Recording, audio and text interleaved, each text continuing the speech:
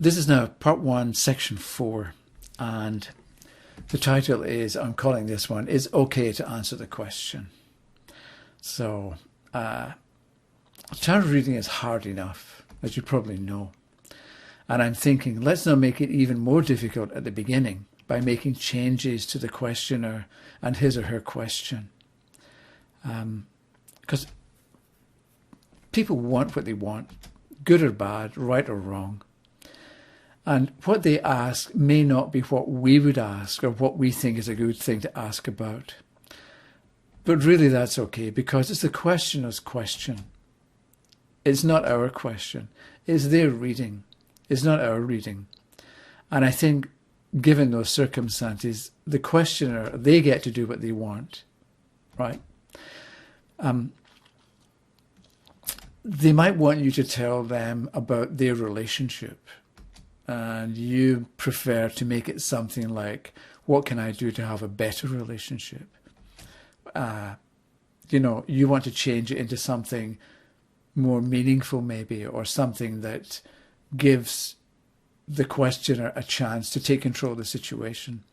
But I'm saying, answer the question. Maybe at the end of the reading, they're going to understand how to set things up in a partnership so they're more comfortable, or so they're more in charge, or so they get more of what they want. But I think that kind of situation is better if it's a side effect of the reading, and if it happens naturally, that they, because of what you tell them in the reading, because of the explanation you give, they find themselves better able to make the relationship stronger or better, or to have things work out the way they want.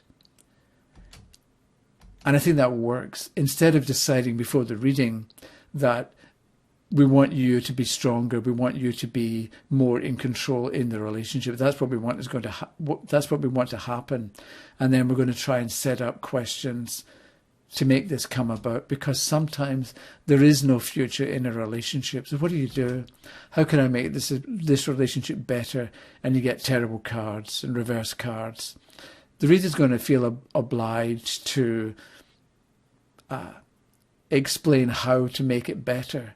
But sometimes there is no future in a relationship, and you're going to get a better idea of the truth or the facts of the reality of the relationship if you take a question like, what's my future with this person? Or what can you tell me about my future? So there are good reasons for asking general types of questions. If somebody wants to know something general like, will I get married? Or what's going to happen in my relationship? I'm saying, why not just answer the question? Because this is partly because it's why the person is there in the first place, right? They want to know, am I going to get married? And I'm going to show you how this past, present, and future spread that we're going to work with is going to enable you to answer the question. It's going to let you answer any question, while at the same time helping the questioner now at the time of the reading, as well as into the future. And the thing is, I think when somebody asks a question, I think we want to be able to answer it and help them with their life, right? This seems simple, but it's not always easy. We probably all know what it's like to get stuck or confused or be uncertain about something. And if you're the questioner in a reading and you're confused or stuck or uncertain, you want help.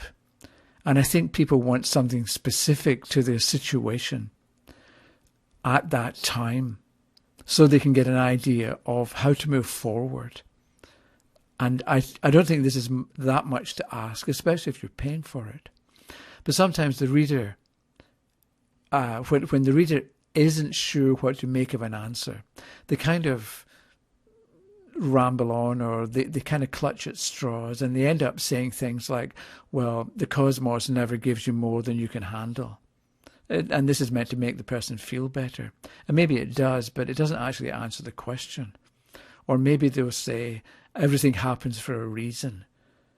And statements like that, the cosmos doesn't give you more than you can handle, and everything happens for a reason, and other easy phrases, these statements might be true enough, and they can sound important, but I don't think they're that helpful when you want to know what exactly you should be doing.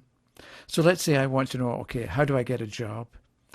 And I understand that everything happens for a reason, but I don't want to know what the reason is. I just want to know what to do to get a job, or whatever the question may be.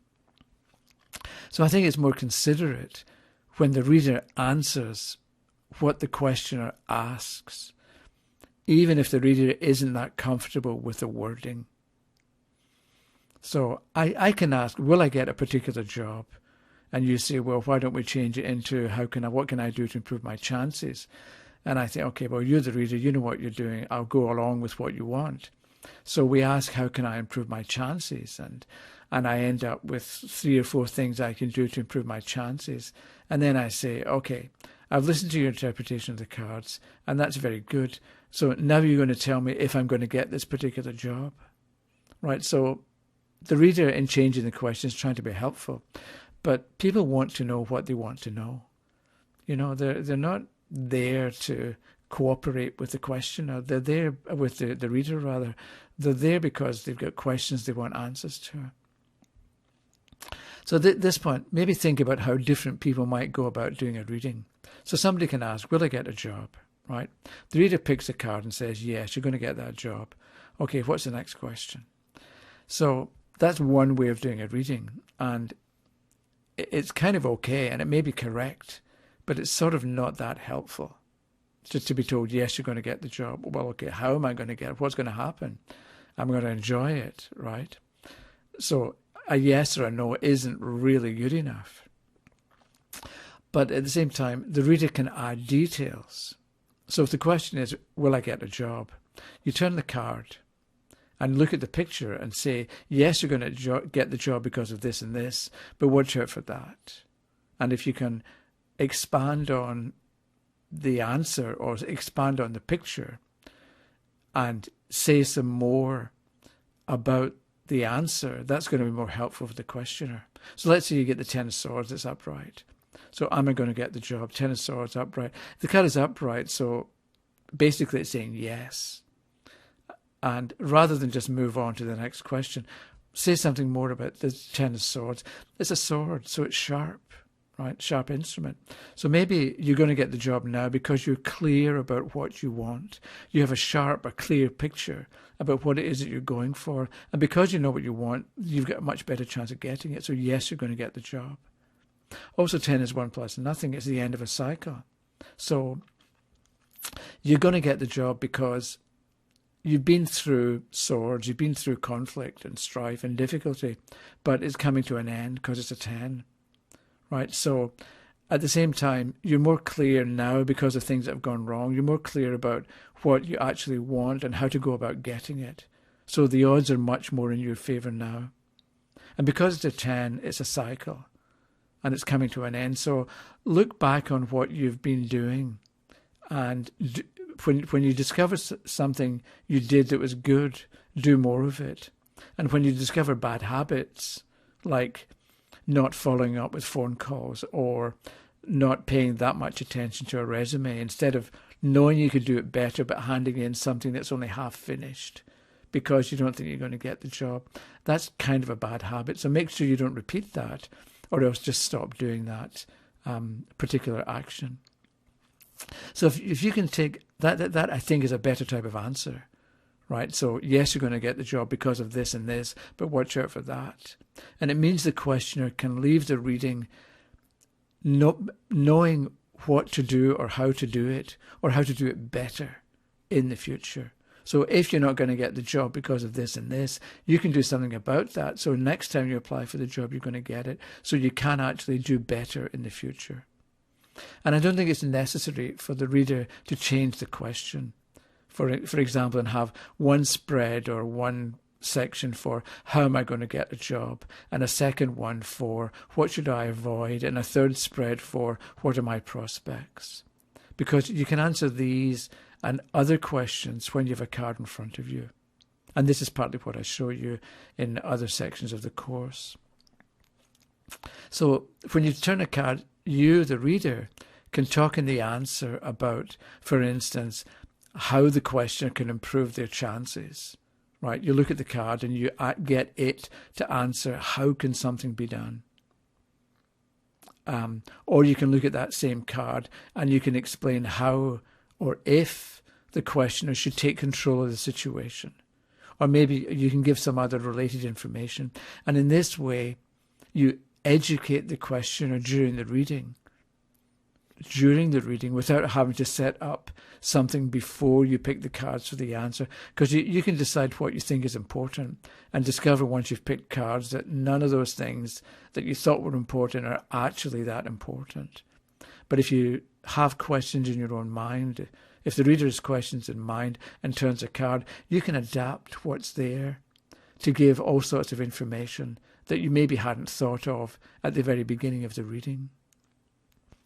So there's no need to change what the questioner asks. Just take what they want and answer it instead of changing anything. Instead, you're dealing with what the questioner wants to ask about, or what the person came to ask about. And one way of looking at it is that you're respecting their wishes. And I think this is a sort of better basis to work from. So let's say the question is from a young woman and she says, tell me about my love life. We could try to talk her into asking a more specific question, or asking about what she can do to improve her chances of finding happiness or finding love or something like that, something along those lines. But that's not what she's asking. It's like if somebody says, tell me about my love life, it's as if they need or they want some sense of the position that they're in, right, and what it can become, or what's on the horizon, or what's to be expected. And once they know the general state of affairs, then they're going to be in a position to be more specific. Once they have an idea of what's going on, then maybe they can ask a meaningful question like, okay, well, how can I make this better? But if they don't have a general idea of what's going on and what kind of situation they're in, how can I make this better? It might be good advice, but it's as if they want automatically to have something they can connect that good advice to. At the same time, I think we readers should want to say something that's going to be helpful.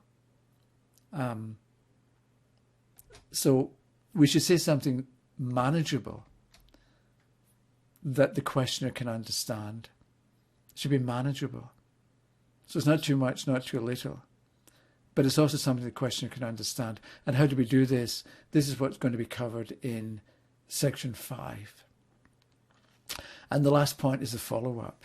And I'm suggesting that what you do is, in the light of this, what we discussed, or what I spoke about in this section, make a list of questions that you might want the person to change.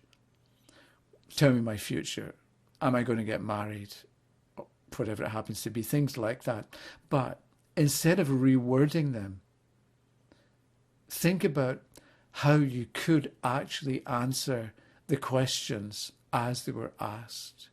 So somebody says, what's my future? Think about how you could go about telling them what their future is. Or if somebody wants to know, am I going to have babies? Am I going to have children? Am I going to find happiness and live happily ever after? How would you actually go about answering it? What kind of information would you want to give the person? And if you have an idea or have thoughts about how you would actually answer that kind of general question, then if somebody does ask it, you're not going to want to change it. You're not going to think, well, I don't know how to answer that. Let's change the question. You're going to know. And I think that's going to make you a better reader.